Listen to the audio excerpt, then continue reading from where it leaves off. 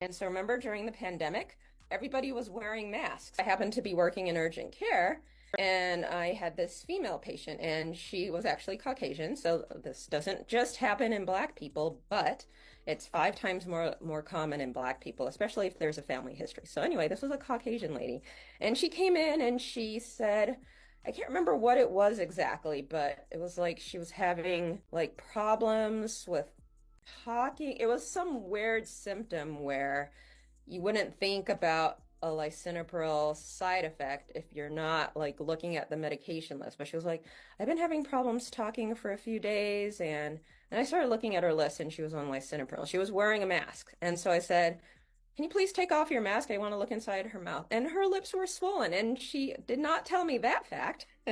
So, and this had been going on for a few days. So, needless to say, that's a medical emergency and it can get worse. So that lady was sent directly to the emergency room because she needs to be monitored for a couple of days to make sure that doesn't get worse. Because once the swelling in the throat happens, it can happen like that. And then by the time the ambulance gets to you, it might be too late.